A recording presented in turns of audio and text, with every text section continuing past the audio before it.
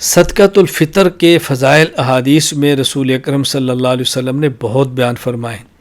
سنن ابی داؤد حدیث نمبر 1621، عبداللہ بن ثعلبہ رضی اللہ عنہ فرماتے ہیں رسول اللہ صلی اللہ علیہ وسلم فرمایا صاع من بر او قمح علی کل اثنین صغیر او کبیر حر او عبد ذکر او انثی، اللہ اکبر۔ اما غنیکم فیزکیہ اللہ و اما فقیرکم فیرد اللہ علیہ اکثر مما آتاہ۔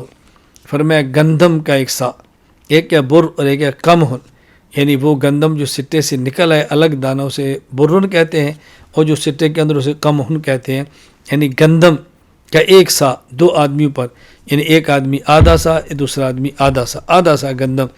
یہ اللہ کے نبی نے فرمایا کہ دیکھو جو شخص بھی دیتا ہے اگر وہ غنی ہے اللہ اس کو پاک کر دیتے ہیں، اگر فقیر بھی دے دیتا ہے تو اللہ اس سے زیادہ اس کو لٹا دیا کرتے ہیں، سبحان اللہ۔ سن ابن ماجہ حدیث نمبر 1817، ابن عباس رضی اللہ عنہ فرماتے ہیں فرض رسول اللہ صلی اللہ علیہ وسلم زکوٰۃ الفطر طہرۃ للصائم من اللغو والرفث وتہمۃ للمساکین فمن اداها قبل الصلاۃ فہی زکوٰۃ مقبولہ ومن اداها بعد الصلاۃ فہی صدقۃ من الصدقات۔ نبی کریم صلی اللہ علیہ وسلم نے صدقۃ الفطر کو ضروری قرار دیا ہے۔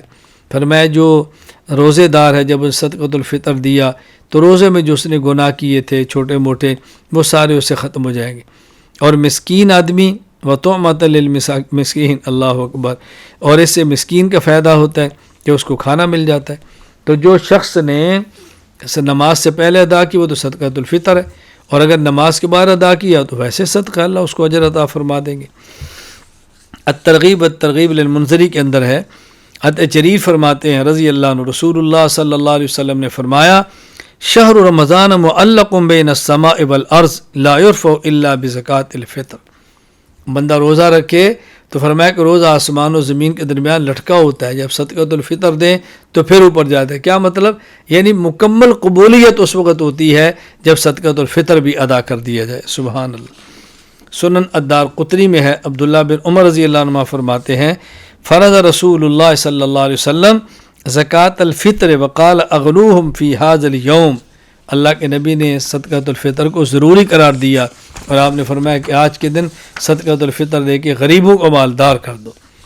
صدقۃ الفطر میں 4 چیزیں، نمبر 1 کشمش، نمبر 2 چھوارے، نمبر 3 جو، نمبر 4 گندم۔